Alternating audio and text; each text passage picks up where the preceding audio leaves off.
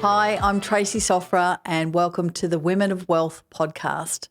Today I want to talk about money values. So what's money values? The way I'm going to explain this to you is threefold. We've got to go back in order to go forward. So we've got to look at your past, we've got to look at your present, and then we've got to look at what is possible for your future.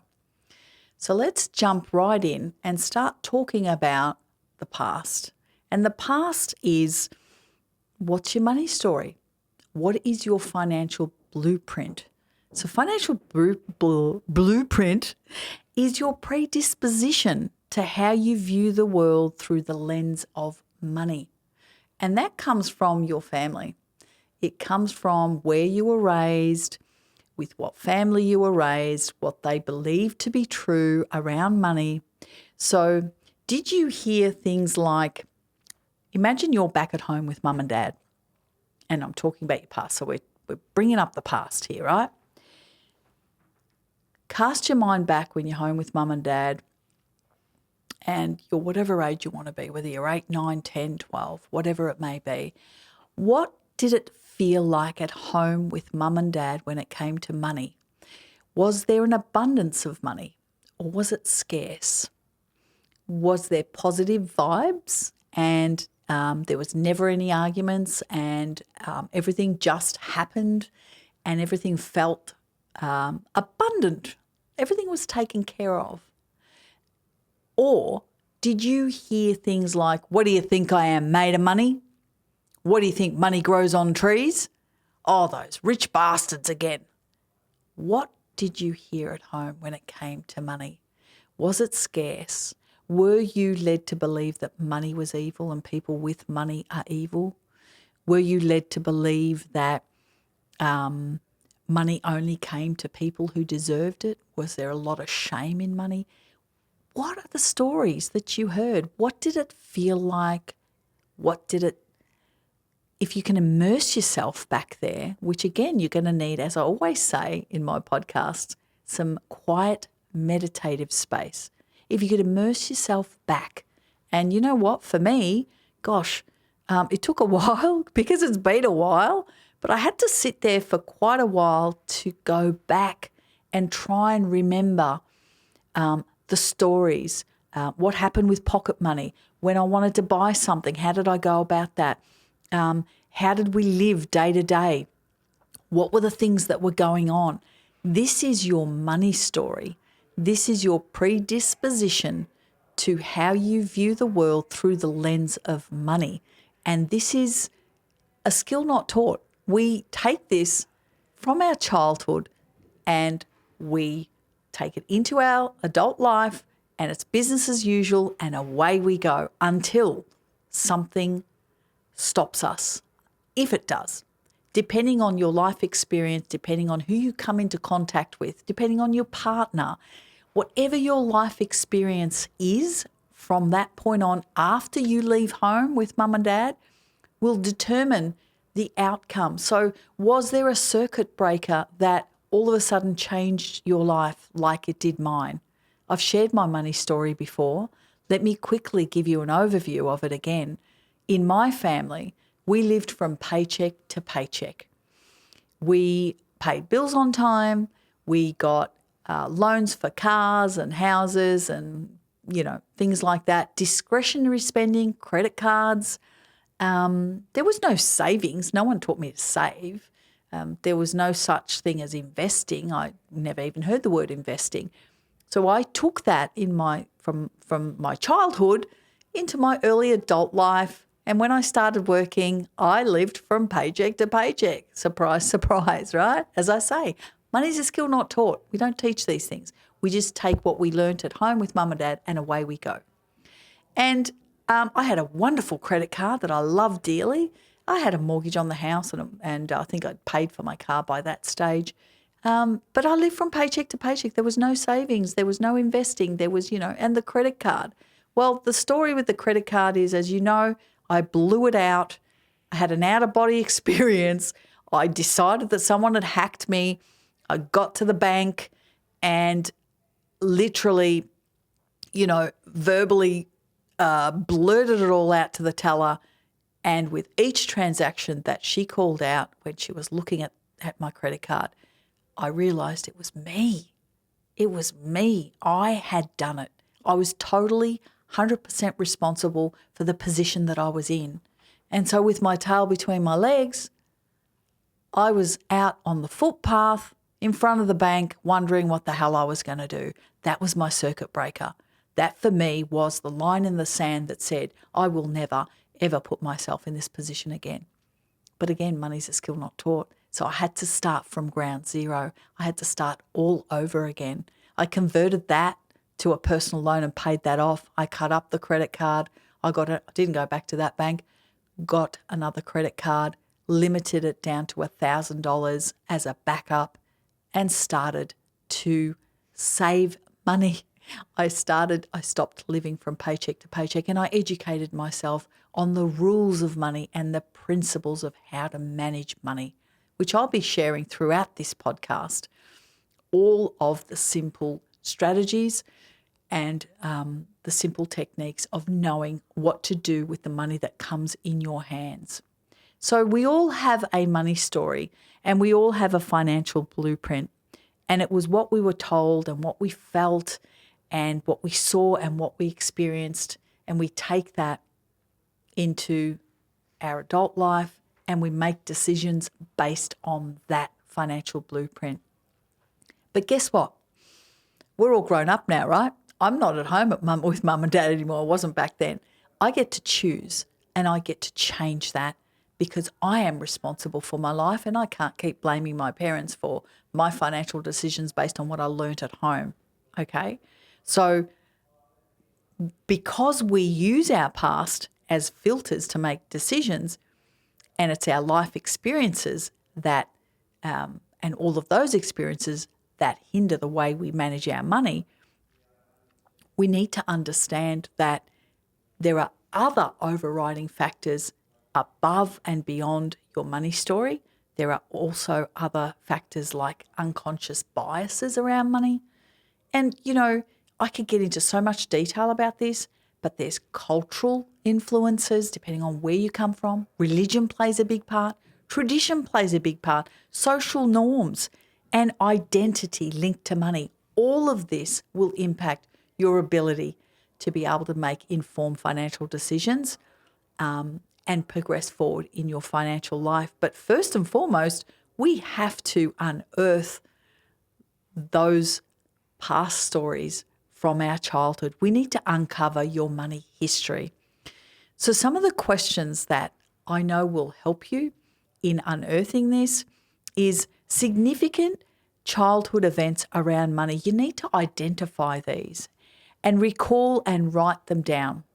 Yeah? So pocket money and allowances. What was that like? Arguments around money. Were there any arguments? Who made the financial decisions in the family? How were you taught the value of things? And when you first had money of your own and so on, what did you do with that? So I want you to identify these significant childhood events around money. Recall them, write them down, and write down the money conversation in your family around those things. They're prompts for you to help you identify your money story. Also, I want you to recall positive childhood memories about money. And again, recall and write them down. And write down what was the experience when you were spending on special treats? What was that like? Gifts of money you received? And special occasions when your family spent money and so on. These are just prompts to get you thinking, again, recalling some positive childhood memories around money. And then recalling negative childhood memories about money. And in the same way, recall and write down your most negative, your most painful childhood memories about money. So, for example, not being able to afford things you wanted. One of the women I worked with, she shared a story when she was growing up that she was so embarrassed that she didn't have brand labelled clothing. And so because they would go to the op shop to buy clothes, they were that poor, that she would cut off the tags to all of the clothes so nobody would know that they were from the op shop. And she just had so much shame around what they couldn't afford, and it led her to do this with her own clothes. And she still, when she did recall that memory, it was really quite disturbing for her still. There was another lady who shared a story where, and she came from quite a religious background, and she didn't feel worthy. And when this woman was telling the story where she went away for a weekend with her girlfriends, and at this stage she's about 2 years off retiring, and she's in a very good financial position, and she's also a theatre nurse. And while she's away on the weekend, she sees this, I think they went to Dalesford or something like that. And as you do with your girlfriends, you have coffee and, you have a piece of cake or something like that. You have a look at some shops, all a bit of fun. She saw a pair of earrings, which she thought, wow, these are gorgeous. And she didn't buy them because she didn't think that she was worthy enough to buy them. She couldn't bring herself to spend the money to buy these earrings for herself because she felt shame and unworthiness, as she explained to me when she shared this with me. Then she proceeded to tell me that the next day she rang her husband before they left to say that she'd seen these earrings, and he said, "Did you buy them?" She said, "No." And he said, "Well, I want you to go back and I want you to buy those earrings." She could afford the earrings. The money wasn't the issue. It was the emotion behind the money that was driving that decision. She didn't feel worthy. So that was her money story, and they were the negative stories from her childhood. So not being able to afford things, having less money than your friends, being teased about money, and your parents asking friends and family for money and so on. Are any of those part of your negative childhood memories? And then what I want you to do is I want you to sit with those and simply look for patterns that persist in your adult life now. Are any of those things happening in your adult life now? So compare your current money patterns with some of your childhood memories. Have a think about what you're doing now. Have a think about those childhood memories, positive or negative. And are they repeating? Is it the same thing? Because that's going to be a huge epiphany for you. You're going to go, oh my God, right, I'm still doing this. Are there things you're doing now that even unintentionally mirror your money patterns from childhood? Because I was. I remember saying, oh my God, I'm my father. It's exactly what I was doing. It's extraordinary that you can't see that straight under your nose. Are there some positive habits worth acknowledging and reinforcing? Because that's important too. It's not about just finding the negative. It's also about finding the positive. And are there some negative behaviours you can stop right now because they aren't serving you anymore? And when you bring that to the surface, when you can see that for what it is, and when you can acknowledge that now you are a grown adult, you are responsible. I love this quote from J.K. Rowling. There is an expiry date for blaming your parents for steering you in the wrong direction. The moment you are old enough to take the wheel, responsibility lies with you. Say it, sister, 100%. So let's look at your present, because that was your past. What is your present? The present is, who are you now? Who are you? What are your not negotiables? What do you stand for? What's important to you? So when I did this, one of my top values is being financially free and financially independent throughout my old age until I finish up. So let me ask everyone a question. As you know, my money story, living from paycheck to paycheck with no savings and blowing out a credit card. Do you think that my money behaviour was congruent or aligned with my values as a person? How do you think I was going to become financially independent, spending every cent and not saving or investing? There's a massive mismatch there. So when I realised that, my pattern of behaviour from my past and who I was today and what was important to me, financial security and independence, I thought, oh, well, that's not going to go well, is it? So it's time for change. It's time to align who you are with a new money pattern, with a new money habit and behaviour. That's what we need to do. It's actually not about the money. It's about the behaviour around the money. I hear so many times people saying, if I just had more money, all my money problems would be solved. I'm here to tell you, sorry to break the news, but you're the problem, not the money. Just like I was the problem, not the money. Because throw more money at me with my money story and I would have spent all that as well. You see, it's my behaviour, it's not the money. I want to tell you another story about a couple of clients that I work with. One client, she is at the top of her game. She is a solicitor and she's a judge. She's on, let me just try and think off the top of my head, in excess of 450, 460, with bonuses, maybe 500,000-600,000 income a year. Okay, it's gross before tax, but that's her income. Another client, blue collar worker at a push. He's a fitter and turner at a push with overtime, maybe 110,000 a year. Now, society assumes this, do they not? She's successful, she's a judge, making a lot of money, she must be well off, and he must be struggling. The total opposite is true. And I know you're probably thinking, are you kidding me? You can't be serious. I'm deadly serious. Why?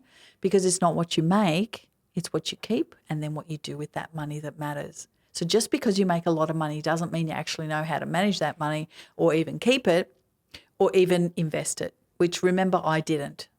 So if that was me with my money story that you're well aware of, I wouldn't have kept it and I wouldn't have invested it and I'd be no better off.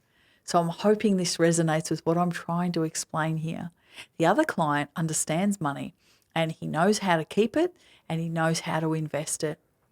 And you wonder to yourself, how is it possible when you make that much money to have no greater wealth than the other person?